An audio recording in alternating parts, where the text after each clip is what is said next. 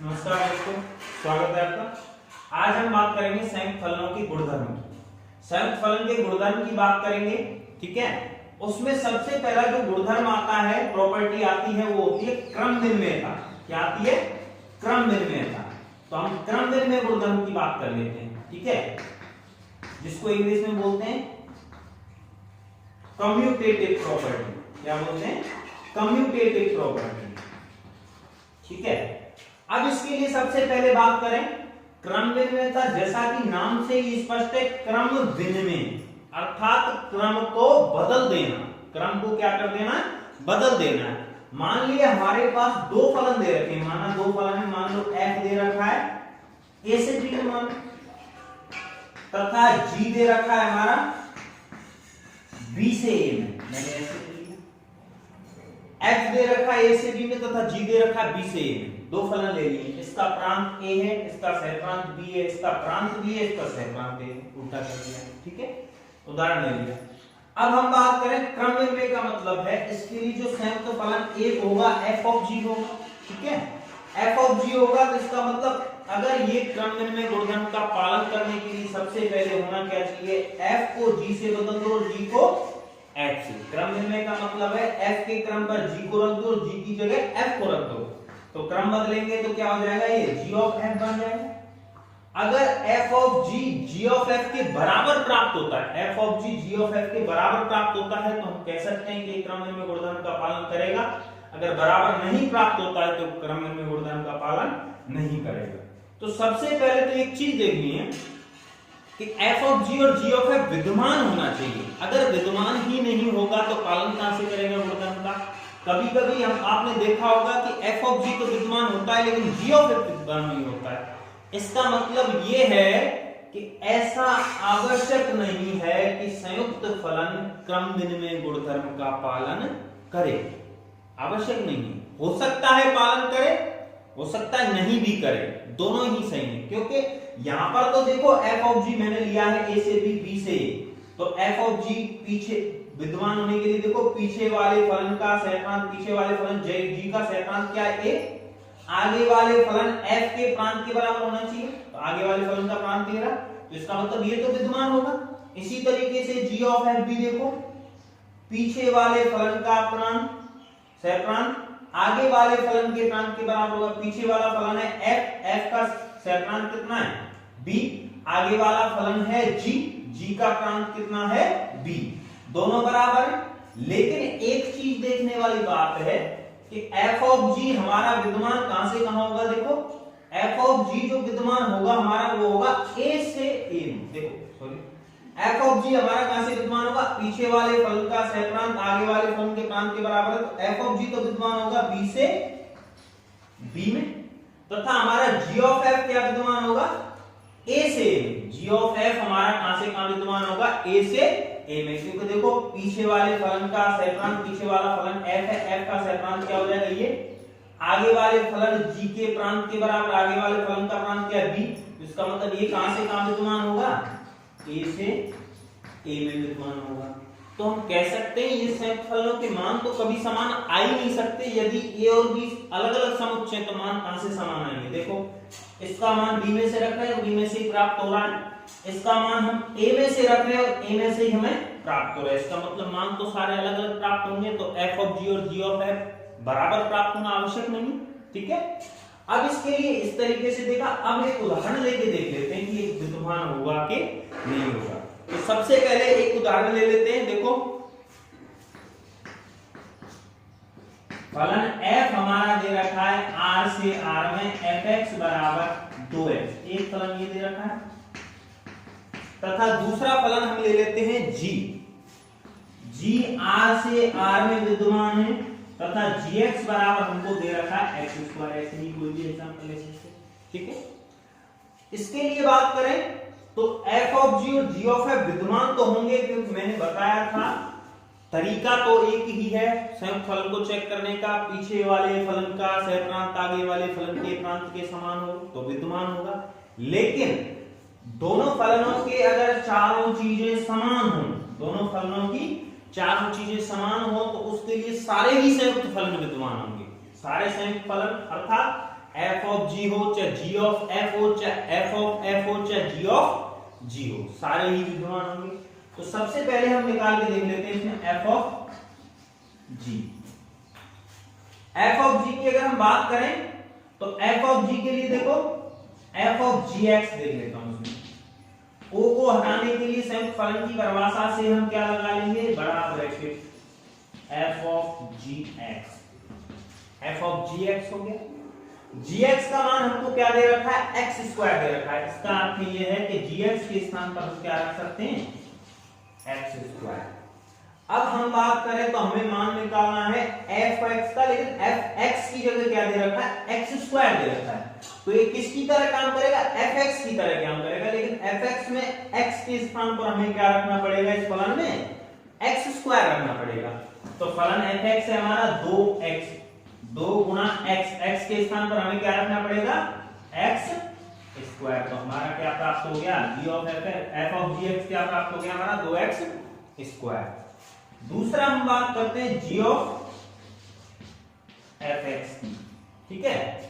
Ji of F x में भी संयुक्त फलन की परिभाषा से ओ को हटाने के लिए बड़ा ब्रैकेट लगा देते हैं, जी ऑफ एफ एक्स, ठीक है। एफ एक्स का मान हमारे लिए क्या दे रखा है, देखो एफ एक्स दे रखा है हमारे लिए 2x, तो G of F X, F X का मान रख देंगे, एफ एक्स के स्थान पर हम रख देंगे 2x, ठीक है। अब हमें निकालना है ये जो मान है हमारा वो gx की तरह काम करेगा, लेकिन gx में x के स्थान पर हमें क्या रखना पड़ेगा, gx में 2x रखना पड़ेगा, क्योंकि ये gx की तरह काम करेगा, लेकिन उसमें तो x है लेकिन इसमें क्या है 2x। तो gx में x के स्थान पर अगर हम 2x रख दें, रख दो, gx है हमारा x स्क्वायर, x के स्थान पर रख दिया 2x, तो 2x का स्क्वायर, x का स्क्वायर x की जगह रखा 2x, तो 2x का वर्ग क्या हो जाएगा 4x स्क्वायर। यहां अगर हम बात करें तो हमारा f ऑफ g किसके बराबर नहीं प्राप्त हुआ है, g ऑफ f के, क्योंकि f ऑफ gx हमारा प्राप्त हुआ है 2x स्क्वायर, तो g ऑफ fx हमें प्राप्त हुआ 4x स्क्वायर। तो दोनों के मान समान नहीं है, क्रम बदल दे तो इसका मतलब ये साचर्य गुणधर्म, सॉरी क्रम विनिमय गुणधर्म का पालन नहीं करेगा। इसका अर्थ ये है ये क्रम विनिमय गुणधर्म का पालन नहीं करेगा, ठीक है। इस तरीके से देख सकते हैं। अब हम एक ऐसा उदाहरण लेते हैं जिसमें वह क्रम विनिमय गुणधर्म का पालन करेगा, ठीक है। तो बात कर लेते हैं, इसको मैं मिटा देता हूं। सबसे पहले देखो, इसको आप नोट कर सकते हो। दूसरा उदाहरण हम ले लेते हैं क्रम विनिमय गुणधर्म के लिए, जो क्रम विनिमय गुणधर्म का पालन करेगा, ठीक है। तो देखिए एग्जांपल नंबर 2 ले लो।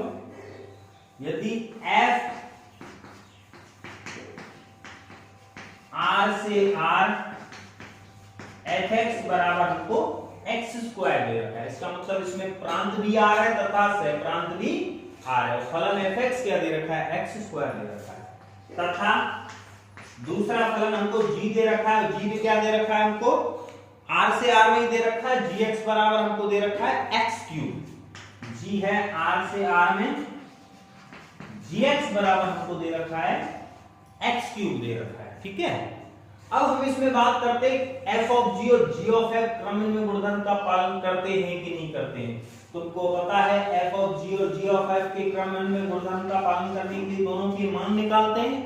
अगर दोनों बराबर होंगे तो क्रम विनिमय गुणधर्म का पालन करेगा, अगर दोनों बराबर नहीं होंगे तो क्रम विनिमय गुणधर्म का पालन नहीं करेगा। तो इसके लिए सबसे पहले दोनों के मान निकालते हैं, लेकिन सर्वप्रथम चेक करना होता है कि ये विद्यमान होंगे कि नहीं होंगे। तो इसको चेक करने की आवश्यकता ही नहीं है, मैंने बताया है यदि दोनों फलनों की चारों चीजें समान हो, पहले का प्रांत, पहले का सहप्रांत, दूसरे का प्रांत, दूसरे का सहप्रांत, चारों चीजें समान है तो इसका मतलब ये विद्यमान होंगे, ठीक है। अब सबसे पहले हम निकाल लेते हैं f ऑफ g x, क्या निकाल लेते हैं f ऑफ g x। अब o को हटाने के लिए हमें संयुक्त फलन की परिभाषा से किसका प्रयोग करना पड़ेगा, बड़े ब्रैकेट का लगा दो, f ऑफ gx।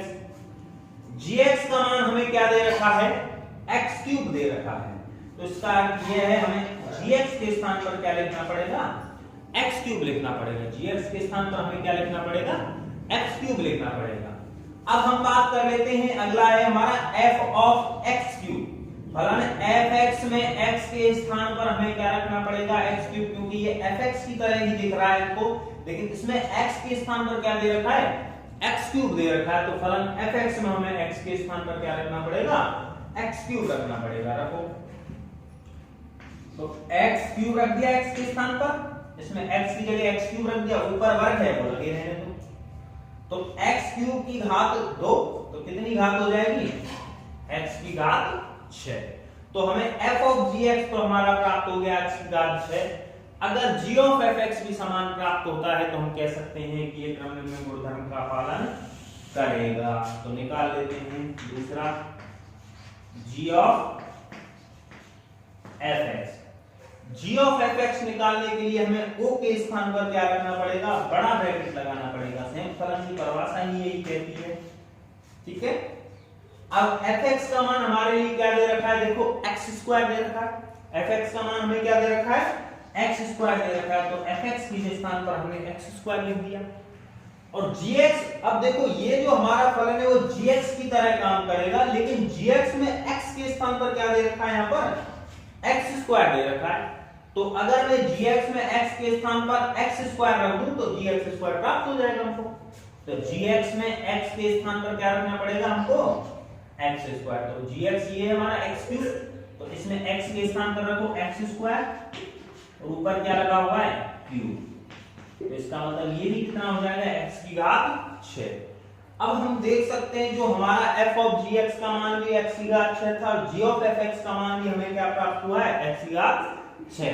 अर्थात ये कह सकते हैं हम कि जो हमारा जो फलन है ना वो क्रमनिर्णय गुणधर्म का पालन करेगा, क्योंकि हमारा f of g of f के बराबर प्राप्त हुआ है। क्योंकि f of g equal to g of f, चाहो तो साथ में x भी लगा सकते हो, नहीं लगाओ तो भी चलेगा, बात एक ही है। अतः ये क्रमनिर्णय गुणधर्म का पालन करेगा। क्रमनिर्णय गुणधर्म का क्या करेगा, पालन करेगा। तो राइट लगा देता हूं, क्रमनिर्णय गुणधर्म का पालन करेगा। अब हम एक चीज की बात कर देते हैं, मैं इसके लिए बता देता हूं क्या है, स्टार पॉइंट करके लिख लो। ध्यान रखना है कि संयुक्त फलन क्रमनिर्णय गुणधर्म का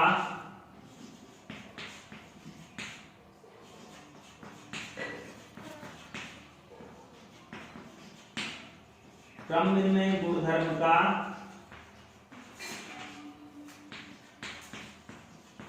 पालन करे, यह आवश्यक नहीं। मतलब समझे,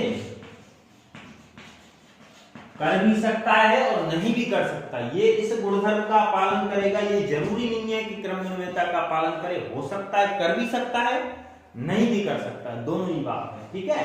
तो हम 100% नहीं कह सकते कि ये क्रमनिर्णय गुणधर्म का पालन करेगा। तो इसका मतलब यदि अगर संयुक्त फलन के गुणधर्म में क्रमनिर्णयता की बात करेंगे तो हम क्या कह सकते हैं कि आवश्यक नहीं कि ये पालन करे। हमें चेक करना पड़ेगा, अगर पालन करता है f of g of f के बराबर आता है तो हम कह सकते हैं क्रमनिर्णय गुणधर्म का पालन करेगा, ठीक है। अब हम अगला बात कर सकते हैं, हमारे दूसरा गुणधर्म है, बहुत इंपॉर्टेंट गुणधर्म है जिस पर अच्छा कोई प्रश्न बनता है, साचर्य गुणधर्म या साचर्यता की बात कर सकते हैं, ठीक है। अगला गुणधर्म कौन सा है हमारा, साचर्य गुणधर्म।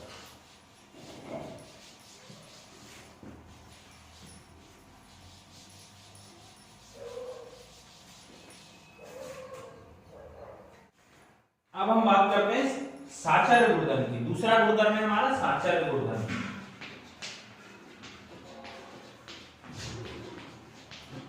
साचर्य गुणधर्म को इंग्लिश में बोलते हैं एसोसिएटिव प्रॉपर्टी। कौन सी, एसोसिएटिव प्रॉपर्टी, ठीक है। अब इसके लिए बात करते हैं, अब तक तो हम केवल 2 फलन ले रहे थे, साचर्य गुणधर्म के लिए हमें लेना पड़ेगा 3 फलन लेना पड़ेगा, और 3 फलनों में से किन्हीं 2 को पहले एक साथ रखेंगे, फिर बाद वाले 2 को एक साथ रखेंगे, और फिर देखेंगे कि बराबर होगा कि नहीं होगा। देखो, माना 3 फलन f, g व h इस प्रकार है कि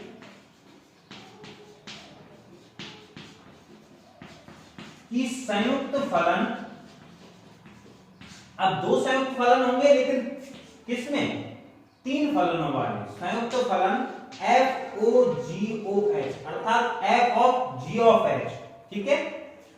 तथा अब पहले देखो साचर के लिए चेक क्या करना होता है, हमको तीन फलन हमने ले लिए, उनमें से सबसे पहले हमने g व h को एक साथ रखा। अब कह सकते हैं कि g व h को एक साथ एक ब्रैकेट में रखा, मतलब एक कमरे में रखा, एक तरीके से यूं समझ लो, साचर का मतलब साथ रखना।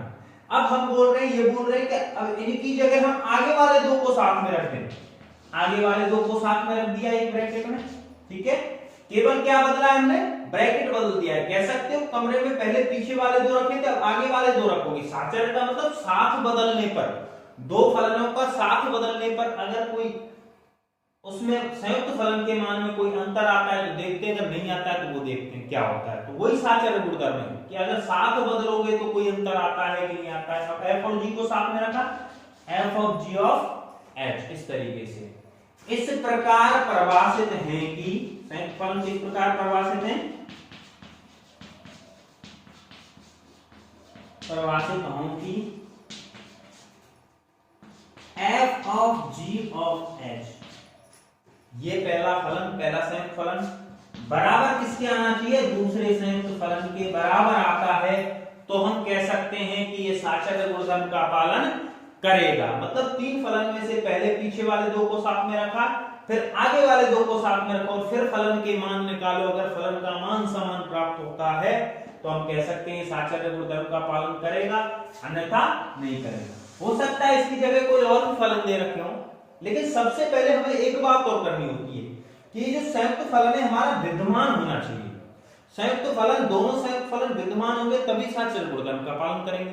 हो सकता है संयुक्त फलन एक भी परिभाषित ना हो, तुम बात करो कि हाँ साचर गुणधर्म का पालन करेगा, नहीं करेगा, वो बात करना ही बेकार है। यदि संयुक्त फलन परिभाषित ही नहीं है तो हम बात ही नहीं कर सकते इस बात की कि संयुक्त फलन साचर गुणधर्म का पालन करेगा कि नहीं करेगा, ठीक है। तो सबसे पहले तो वो देख लेते हैं, इसके लिए इसका सॉल्यूशन देख लेते हैं। ये हमारी प्रमेय दे रखी है, प्रमेय बना के दे रखी है तुम्हारे 12th क्लास में, उसका सॉल्यूशन देख लेते हैं। देखो कैसे, सबसे पहले हम देखते हैं, माना तीन अवयव, देखो माना फलनों को दे देते हैं। माना f हमारा कहां से कहां विद्यमान है, a से b में विद्यमान है, अर्थात f के लिए फलन का प्रांत ले लिया a, सह प्रांत ले लिया b, मान लिया, कुछ भी मान सकते। तथा हमारा जो फलन है g, उसके लिए उसको हमने कहां से कहां तक मान लिया, b से c तक मान लिया। कहां से कहां तक मान लिया, b से c तक मान लिया। g को कहां से कहां तक मान लिया, b से c तक मान लिया, ठीक है। तो इसके लिए हमारा प्रांत हो जाएगा b, सह प्रांत हो जाएगा c, ठीक है। तीसरा फलन हमने मान लिया h, h हमारा कहां से कहां तक विद्यमान होगा, c से d तक मान लिया। तो c से d तक का अर्थ है इसका प्रांत होगा c और सह प्रांत हो जाएगा d होगा, सह प्रांत क्या होगा हमारा d होगा, ठीक है। अब इसके बाद हम देखते हैं, देखो हमारा संयुक्त फलन विद्यमान होगा कि नहीं होगा, उसको देखने के लिए हम बात करते हैं। तो देखो अगर हमने ऐसे माना तो हमारा, देखो हम बात शुरू हमेशा पीछे से करते हैं, पीछे से शुरू करें तो देखो पीछे वाला फलन हमारा कौन सा है, h है। h का सहप्रांत किसके समान होना चाहिए, h का सहप्रांत आगे वाला फलन g है उसके प्रांत के बराबर होना चाहिए। h के सहप्रांत क्या है, d है, और आगे वाला फलन g है, g के प्रांत के बराबर होना चाहिए। g के प्रांत के बराबर है क्या, नहीं है। इसका मतलब इस तरीके से तो हम इसको ले ही नहीं सकते। इसका मतलब हमारे अगर इस तरीके से हमको फलनों के लिए प्रांत और सहप्रांत दे रखे हों तो हमारा ये तीन में संयुक्त फलन विद्यमान ही नहीं होगा। तो अब हम इसको लेते कैसे, देखो अब इसका देखो इस तरीके से तो नहीं ले सकते। अब बात कर लेते हैं, हम सबसे पहले ले लेता हूं मैं h a से b में ले लेता हूं। क्या ले लेता हूं, h a से b में ले लेता हूं, तथा g ले लेता हूं b से c में। g कहां से कहां ले लेता हूं, b से c में, और f ले लिया हमने c से d में। f कहां से कहां ले लिया, c से d में। इसको चेक करते हैं कि होगा कि नहीं होगा। मेरे कहने का अर्थ यह है कि सबसे पहले तुमको f of g of h जो दे रखा है, तो जरूरी नहीं है संयुक्त फलन f of g of h ही बने। हो सकता है h of g of f h of f of g बन सकता है। कह सकते हैं कि इसकी जगह ये भी बन सकता है h o g of f भी बन सकता है, इस तरीके से भी बन सकता है। तो डिपेंड करता है, वो जो निर्भर होगा जिस प्रांत और परिसर में वो विद्यमान होगा उसी में लेना है, इसमें विद्यमान नहीं है। ठीक है, अब हम बात करते हैं, देखो इसको चेक करते हैं। सबसे पहले हमारे पीछे फलन से चेक करते हैं, इसको देख लेते हैं संयुक्त फलन को। मैं लिख लेता हूं यहां f of g of h को चेक कर लेते हैं। इसके लिए क्या होता है, पीछे से शुरू करते हैं, 2 के लिए भी वही है, 3 के लिए भी वही है। 3 के लिए क्या है, हम पीछे से देखते जाएंगे इसको। पीछे वाले फलन का सहप्रांत, पीछे वाला फलन h है, h का सहप्रांत कितना है हमारा b है। पीछे वाले फलन का सहप्रांत आगे वाले फलन के किसके बराबर होना चाहिए, प्रांत के। आगे वाला फलन क्या है हमारा b है, आगे वाले फलन का प्रांत क्या है b। इसका मतलब ये हमारा यहां तक g ऑफ h तो विद्यमान हो गया, g ऑफ h तो हमारा क्या होगा, विद्यमान होगा। अब हमें तीसरा फलन भी चेक करना है। देखो तीसरा फलन चेक करते हैं। तीसरे फलन के लिए क्या चेक करना है, देखो इसके लिए तो g ऑफ h विद्यमान होगा, कहां से कहां तक होगा, ये कॉमन आ गया तो a से c तक हो गया। ये तो कहां से कहां तक विद्यमान हो गया, a से c तक, क्योंकि b कॉमन है। पीछे वाले फलन का सहप्रांत आगे वाले फलन के प्रांत के समान हो गया, तो 2 में जानते हैं हम, इसको 2 में बना लेते हैं। ठीक है, a से c तक विद्यमान होगा। अब वही सेम नियम इसमें लगाते हैं, इसको एक फलन मान लो, तो इसमें भी पीछे वाले फलन का सहप्रांत आगे वाले फलन के प्रांत के समान होना चाहिए। तो पीछे वाला फलन कौन सा है हमारा, g ऑफ h है, उसके लिए सहप्रांत कितना है हमारा c है। आगे वाला फलन कौन सा है, f है, और आगे वाले फलन का प्रांत कितना है, देखो आगे वाला फलन f है, उसके लिए भी प्रांत कितना है c है। तो इसका मतलब दोनों में c कॉमन है, अतः ये फलन विद्यमान होगा। लेकिन कहां से कहां तक होगा, हमने मान रखना शुरू किया a से, और मान अंतिम मान हमें किस में प्राप्त होगा, d में। तो हमारा f of g of h कहां से कहां विद्यमान होगा, a से d में विद्यमान होगा। इतना नहीं सोचना, अगर ऐसे भी तुमको समझ नहीं आया तो सीधे सीधे तीनों फलनों को देख लेना। पीछे से शुरू करना, कहां से शुरू करना, पीछे से शुरू करना। देखो पीछे से शुरू करते हैं, सबसे पहले h है, पीछे वाले फलन का सहप्रांत आगे वाला फलन g है, g के प्रांत के समान हो गया। इसी तरीके से फिर से देखो यहां तक पहुंच गया। अब हम बात कर लेते हैं g की, तो g के लिए भी देखो पीछे वाला फलन g है, इसकी तो बात कर ली, विद्यमान है। आगे f और g देख लेते हैं, पीछे वाले फलन का सहप्रांत आगे वाले फलन के प्रांत के बराबर होना चाहिए। पीछे वाला फलन g है, g का सहप्रांत c है, और आगे वाला फलन f है, f का सहप्रांत प्रांत कितना है c है। तो इसका मतलब ये तीनों बीच की सारी चीजें कॉमन है, b b c c, इसका मतलब ये विद्यमान होगा a से d में। तो इस तरीके से भी देख सकते हो। ठीक है, तरीके तुम्हारे पास, वैसे बेसिक तरीका यही है, लेकिन ऐसे भी देख सकते हो तुम। ठीक है, अब बात कर लेते हैं हमारा f of g of h बराबर होना चाहिए g of f of h के। ठीक है, f of g of f of g of h के बराबर होना चाहिए। दोनों मानों को चेक कर लेते हैं। इसके लिए हम देखो क्या करते हैं, मैं इसको मिटा देता हूं, स्पष्ट लिख देता हूं, दोबारा शुरू कर देते हैं। देखो इसको मैंने बताने के लिए तुमको बताया था कि विद्यमान होगा कि नहीं होगा, हो सकता है विद्यमान ना भी हो। तो सबसे पहले हमने जो लिखा था वही लिख लेते हैं। हमारा h फलन हो गया कहां से कहां, a से b में। हमारा फलन क्या होगा, g फलन होगा b से c में, और हमारा f फलन हो जाएगा c से d में। ठीक है, अब हम बात कर लेते हैं हमारे प्रूफ की, इसका प्रूफ कर लेते हैं, इस थ्योरम का क्या कर लेते हैं, प्रूफ कर लेते हैं। इसके लिए सबसे पहले मानना पड़ेगा हमको हमारा जो f of g of h हमने अभी बात की थी, कहां से कहां तक विद्यमान है, f of g of h, और ये दोनों ही एक जैसे ही, कहां से कहां तक विद्यमान है, a से d तक। इसका मतलब जो मान हमने रखने की शुरुआत करनी है वो कहां से करोगे, a से मान रखोगे, मान कहां से प्राप्त होना चाहिए, d से। तो इसको सिद्ध करने के लिए सबसे पहले मान लेते हैं, माना f of g of h of x के निकालने के लिए, देखो इसके साथ x लगाने के लिए क्या करेंगे, माना x हमारा कहां से शुरू मानना पड़ेगा, हमको a से मानना पड़ेगा। x is the element of y, a मान लेते हैं, y is the element of b, एक दूसरा अगर y किस में से मान लेते हैं, b में से, तथा तीसरा अगर z मान लेते हैं हम c में से। z हमने कहां से ले लिया? c में से। साथ में देखो हमारा x a में से मिला है, y b में से तथा z c में से ले लिया हमने, 3 अगर ले लिए। ठीक है, अब सबसे पहले इसको जानने के लिए देखो कैसे करते हैं। a b c और d ये हमने ले लिए, इनको 4 समुच्चय मान लिया। ये हमारा a है, मान लो ये b है, c है और ये d है। फोटो द्वारा देख लेते हैं कैसे बनता है। ठीक है, h हमारा कहां से कहां तक दे रखा है? a में से मान रखोगे b में से प्राप्त होगा। इसका मतलब h कहां से कहां तक विद्यमान है? a से b तक। इसी तरीके से देखो हमारा जो g है वो कहां से कहां तक है? b से c तक। तो g हमें कहां से कहां तक प्राप्त होगा? b से c तक। इसी तरीके से f हमारा कहां से कहां तक है? c से d तक है। f हमारा कहां से कहां तक है? c से d तक विद्यमान है। तो f का मान कहां से कहां तक रखेंगे? c से रखेंगे और d में प्राप्त हो जाएगा।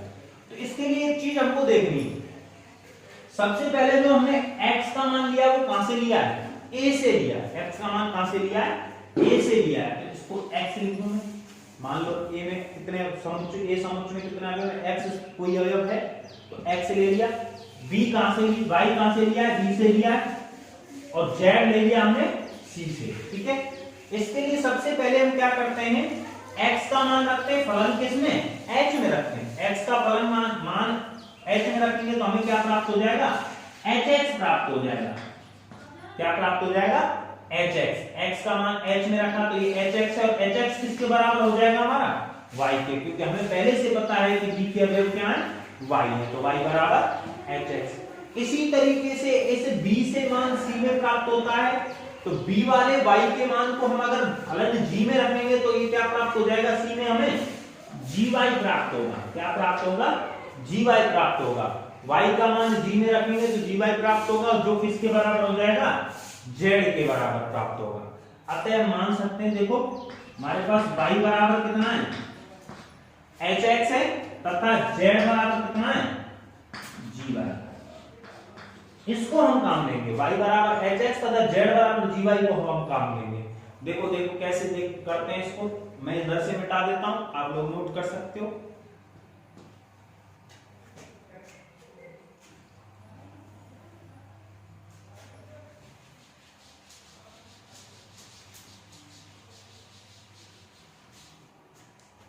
सबसे पहले हमें क्या निकालना है इसके लिए? पहला f of g of h, क्योंकि ये दोनों मान बराबर प्राप्त होने चाहिए। पहले f g और h को अंदर रखते हैं। ठीक है, f of g of h के लिए सबसे पहले एक चीज ध्यान रखनी है, जो पहले बाहर o है उसको पहले हल करते हैं, उसके बाद अंदर जाते हैं।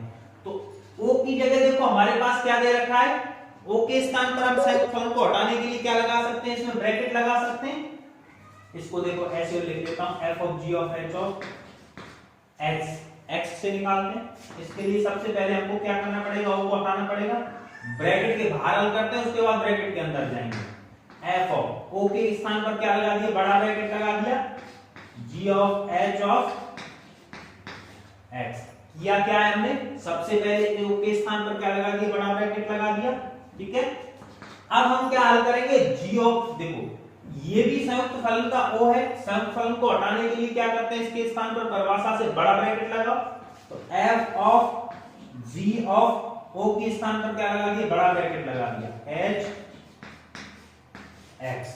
ठीक है, क्या लगा दिया? h x। अब हम जानते हैं h x बराबर हमारा किसके बराबर है? y के। h x किसके बराबर है? y के। f ऑफ g hx के स्थान पर क्या लिख सकते हो? y। एक चीज और ध्यान दो, हमारा gy किसके समान है? z के। तो gy के स्थान पर क्या लिख सकते हो? z लिख सकते हो। gy के स्थान पर क्या लिख सकते हो? z। तो हमें f of g of hx क्या प्राप्त हो गया? fz प्राप्त हो गया।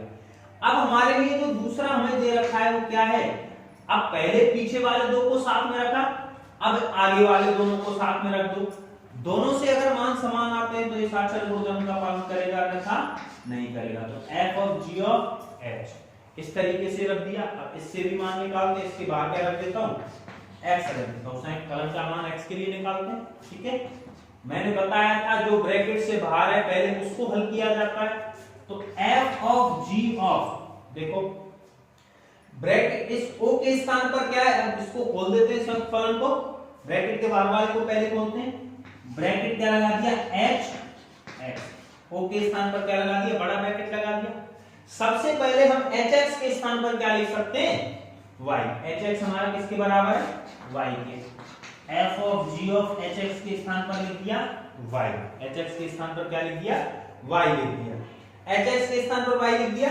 अब देखो ये f ऑफ g है, ये विषम फलन है, इसको हल करने के लिए o के स्थान पर फिर से क्या लगा दो बड़ा ब्रैकेट लगा दो f of gy, f of क्या लगा दिया gy लगा दिया, ठीक है। और gy का मान किसके बराबर है z के, तो ये भी क्या प्राप्त हो गया हमारा fz, ये भी हमारा क्या प्राप्त होगा fz।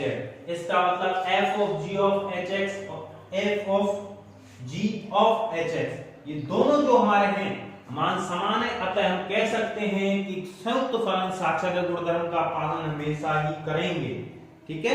तो संयुक्त फलन हमेशा किसका पालन करेंगे साक्षर गुणधर्म का पालन करेंगे, इसको तुम लिख सकते हो। तो f of g of h किसके बराबर हो जाएगा f of g of h, मतलब पहले अगर पहले वाले दो साथ में रखें तो साथ बदलना है, पहले दो को साथ में रखो फिर पीछे वाले दो को साथ में रखो, दोनों से मान हमेशा क्या आते हैं समान आते हैं, अतः ये साक्षर गुणधर्म का पालन करेगा।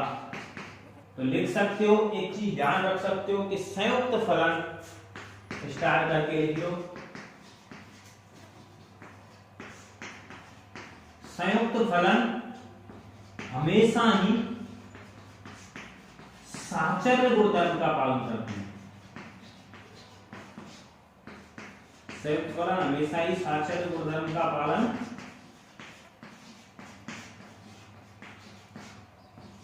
करते हैं। तो बात समझ में आई, इस तरीके से देख सकते हो, छोटा सा प्रूफ है, वैसे प्रूफ तुम्हारे खास काम नहीं आएगा लेकिन क्वेश्चन वगैरह करोगे तो आसानी से समझ सकते हो इसको, ठीक है। तो बात कर लेते हैं इसके एक उदाहरण की और क्वेश्चन की, ठीक है।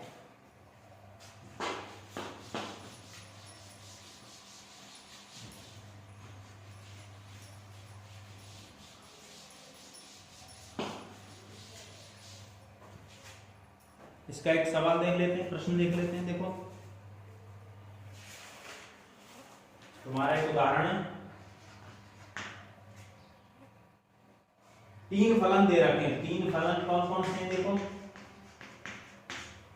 फलन f दे रखा है n से z0, फलन f क्या दे रखा है n से z0, fx बराबर हमारे लिए दे रखा है 2x, तथा g दे रखा है हमारे लिए z0 से q, और gx बराबर दे रखा है 1/x, तथा h दे रखा है हमारे लिए q से r, और hx बराबर दे रखा है e/x। अब इसके लिए हमें जो ज्ञात करना है वो क्या ज्ञात करना है, पता लगाना है कि तीन फलन दे रखे हैं, ये साक्षर गुणधर्म का पालन करते हैं या नहीं, किसका पालन करने चाहिए साक्षर गुणधर्म का पालन करते हैं या नहीं, ये चेक करना है। करेंगे तो फिक्स है, तो इनके लिए क्या सिद्ध करना है कि साक्षर गुणधर्म का पालन करते हैं, ये सिद्ध करना है इनके लिए, ठीक है। तीन फलन साक्षर गुणधर्म का पालन करते हैं, ये सिद्ध करना है। तो इसके लिए देखो एक उदाहरण ले लिया, इसको चेक कर लेते हैं। सबसे पहले तो हमारा जो फलन होगा वो कैसे विद्यमान होगा, देख सकते हो पीछे से हमें चेक करना है, पीछे वाले फलन का सहसंबंध देखो z0 z0 q q, ये सेम। तो इसका मतलब जो हमें फलन पीछे रखना पड़ेगा, सबसे पीछे f रखना पड़ेगा, देखो कैसे बनाते हैं दोबारा चेक कर लो, n से z0 और z0 से q और q से r, इसका मतलब z0 सेम है उभयनिष्ठ है, q उभयनिष्ठ है, तो इसका मतलब जो हमें पीछे वाले फलन का सहप्रांत चेक करते हैं ना, पीछे वाला फलन हमें क्या रखना पड़ेगा अगर इसको विद्यमान बनाना है, तो f उसका सहप्रांत आगे वाले फलन के प्रांत के बराबर हो गया, मतलब f से आगे क्या रखना पड़ेगा g। इसी तरीके से इस g पीछे वाले फलन का सहप्रांत किसके बराबर होना चाहिए q, आगे वाले फलन के प्रांत के बराबर, मतलब सबसे आगे जो होना चाहिए वो क्या होना चाहिए हमारा h होना चाहिए। तो हम किस क्या चेक करना पड़ेगा, हमको प्रूफ क्या करना पड़ेगा, h of g of f. पहले हमने एच और जी को साथ में रखा, फिर एफ को अलग कर दिया। अब साचर गुणधर्म के हिसाब से हमने पहले दो को साथ में रखा, तो अब पीछे वाले दो को साथ में रखेंगे, h of g of F.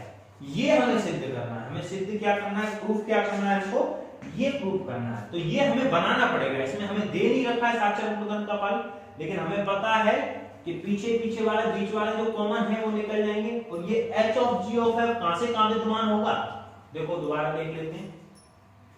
क्योंकि हमको पता है एफ हमारा कहां से कहां है, एन से Z0, जी कहां है हमारा Z0 से Q, और हमारा H कहां से कहां तक है, Q से R। तो हमको पीछे वाले देखो Z0 समान है, पीछे वाले फलन का सहप्रांत, पीछे फलन सब क्या रखना पड़ेगा, हमको F रखना पड़ेगा कॉमन।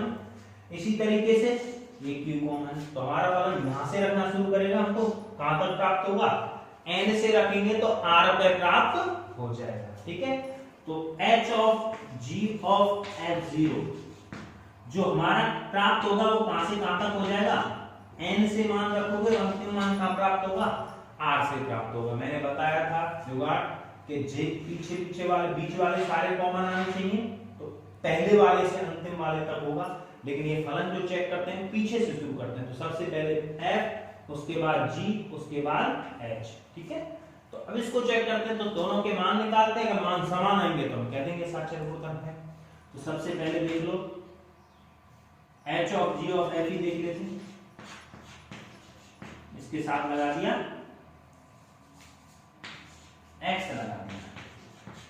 ठीक है, तो मैंने बताया था अगर तीन फलन दे रखे हो संयुक्त फलन, तो उसके लिए सबसे पहले जो संयुक्त फलन को अलग करते हैं ना, फलन को अलग करते हैं, वो जो ब्रैकेट से बाहर होता है उसको अलग करते हैं। तो ब्रैकेट से बाहर कौन सा, F है, इसको अलग कर दो। H ऑफ G इसको अलग रखना, ऑफ H ऑफ G और Fx को अलग रख दिया। तो O को हटाने के लिए क्या लगा दोगे, बड़ा ब्रैकेट। O को हटाने के लिए क्या लगा दिया, बड़ा ब्रैकेट लगा दिया। तो Fx अलग हो गया। यहां से हमारे पास Fx क्या दे रखा है, 2x दे रखा है। Fx कितना दे रखा है हमारे पास, 2x दे रखा है। तो Fx के स्थान पर हम क्या रख देंगे, 2x रख दिया। Fx के स्थान पर हमने क्या रख दिया, 2x रख दिया। ठीक है, अब हमारे पास एक संयुक्त फलन रखा है, बचा है दो फलनों वाला संयुक्त फलन। O को हटाने के लिए इसके स्थान पर फिर से क्या लगा दो, बड़ा ब्रैकेट लगा दो। फिर से क्या लगा देंगे, बड़ा ब्रैकेट लगा देंगे। तो इसको लिख सकते हैं O के स्थान पर लगा दिया बड़ा bracket, H of G of 2x, H of G of 2x तथा अब देखो बात करते हैं G ऑफ 2x। ये किसकी तरह काम करेगा, Gx की तरह काम करेगा। ये किसकी तरह काम करेगा, Gx की तरह काम करेगा। लेकिन Gx में x के स्थान पर हमें क्या रखना पड़ेगा, 2x। Gx की तरह काम करेगा, लेकिन Gx में x के स्थान पर हमें क्या रखना पड़ेगा, 2x दे रखा है। Gx में x के स्थान पर, तो x के स्थान पर 2x रखो। Gx क्या है, 1/x, 1/x। x के स्थान पर क्या रख दिया, 2x रख दिया। x के स्थान पर क्या रख दिया, 2x रख दिया। अब बात कर लेते हैं hx की।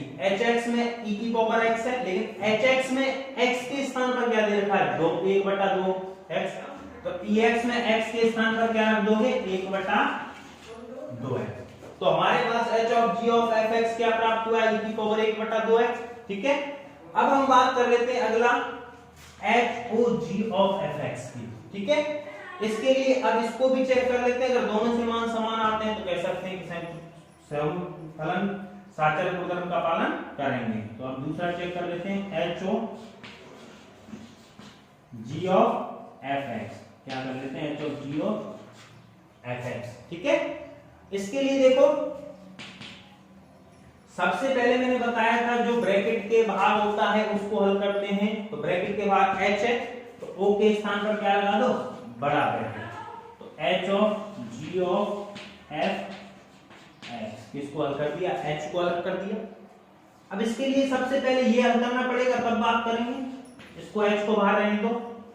o के स्थान पर फिर से क्या लगा दोगे, बड़ा bracket, g of fx, g of fx। ठीक है, ओ के स्थान पर संयुक्त फलन की परिभाषा से बड़ा ब्रैकेट लगा दें यहां भी।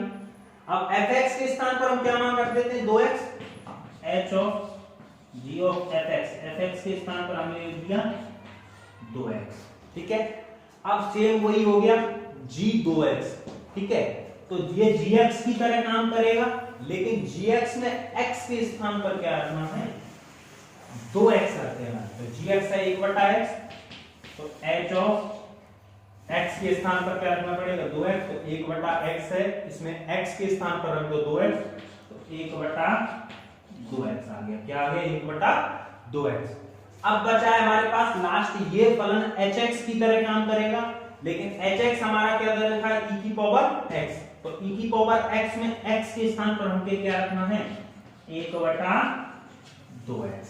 अब अगर हम बात करें तो हमारा h of g of f ये दोनों मान हमें बराबर प्राप्त हुए, तो पहला ये था हमारा, दूसरा ये रहा, दोनों बराबर प्राप्त हुए, इसका मतलब ये यही तो हमें सिद्ध करना था कि इन दोनों के मान यदि बराबर प्राप्त होते हैं तो ये साचर्य गुणधर्म का पालन करेंगे। अतः हमने उदाहरण से देख लिया कि संयुक्त फलन अगर विद्यमान है तो साचर्य गुणधर्म का पालन करेगा, ठीक है। तो इस तरीके से ये हमने उदाहरण देखा। एक और इस पर क्वेश्चन देख लेते हैं, ठीक है, बात करते हैं, इसको तुम नोट कर लो जब तक।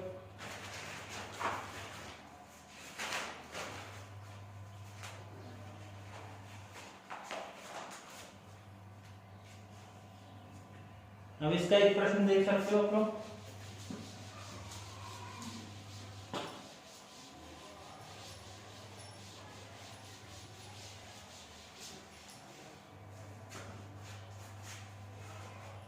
प्रश्न है तुम्हारा प्रश्नावली 1.1 का 5वां सवाल है आरबीएससी का।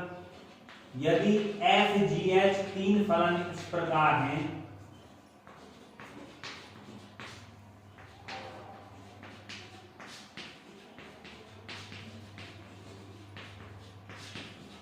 कि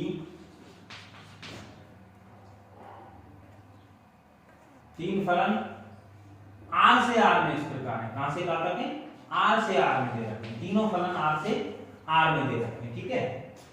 फलन fx बराबर हमको दे रखा है x², gx बराबर हमको दे रखा है cos ऑफ x, तथा hx बराबर दे रखा है हमको 2x प्लस 3। hx बराबर कितना दे रखा है 2x प्लस 3।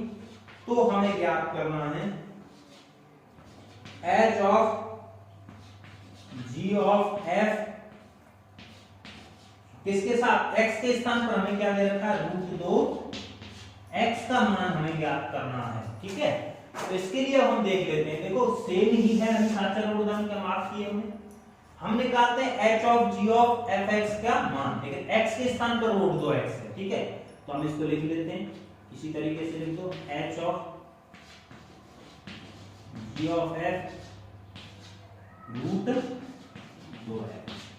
इसमें x के स्थान पर √2x है, लेकिन संयुक्त फलन के लिए हमने बात की थी अगर तीन अंकों का संयुक्त फलन, तीन फलनों का संयुक्त फलन, ठीक है, तीन फलनों का संयुक्त फलन है, तो उसमें o के स्थान पर हम क्या लगा देते हैं बड़ा ब्रैकेट लगा देते हैं। तो लेकिन तीन फलनों वालों के लिए क्या करेंगे हम, सबसे पहले उस फलन को अलग करते हैं जो ब्रैकेट से बाहर है, तो ब्रैकेट के अंदर 0 रहे हैं, तो सबसे पहले इसको अलग करो, इसके स्थान पर बड़ा ब्रैकेट लगा दिया, h ऑफ इसके o को हटाने के लिए, संयुक्त फलन को हटाने के लिए किसका प्रयोग करते हैं बड़े ब्रैकेट का, ठीक है। ये हो जाएगा हमारा g o f ऑफ इसके साथ है √2x हो गया, g of f of √2x हो गया, ठीक है। अब इसके लिए सबसे पहले हम बात कर लेते हैं h ऑफ, इसके लिए देखो g of f of √2x है, तो अब इसको भी हल करो, क्योंकि हमारे अंदर वाले का पहले बाहर वाला हल कर लिया, इसके बाद संयुक्त फलन को अंदर वाले को हल करेंगे। तो देखो g ऑफ o के स्थान पर बड़े ब्रैकेट का प्रयोग होगा, f ऑफ x के स्थान पर क्या है √2x, जो है वो लिख दो, ठीक है।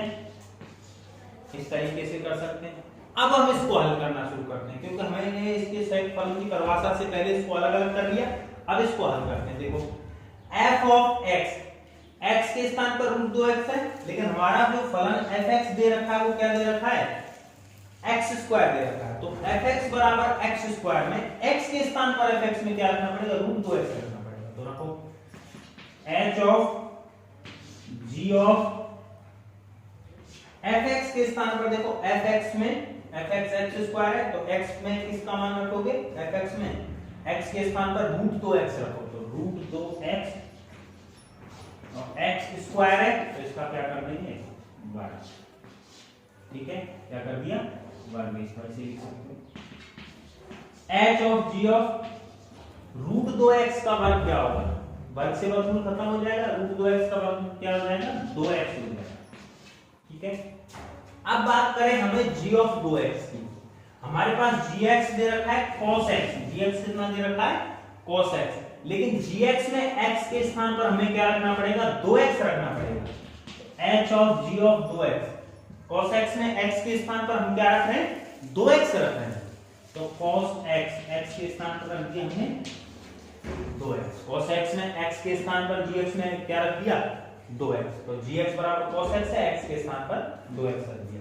हमारा अंतिम बचा है h ऑफ cos x, ये भी hx की तरह काम करेगा, लेकिन hx हमारे दे रखा है 2x प्लस 3, hx में x की तरह, hx में x के स्थान पर क्या रखना पड़ेगा हमें, hx है हमारा 2x प्लस 3, x के स्थान पर हमें रखना पड़ेगा cos 2x, तो 2x में x के स्थान पर रख दो cos 2x, 2 cos 2x plus 3, ये हो जाएगा हमारा हल इसका। तो इस तरीके से कर सकते हो।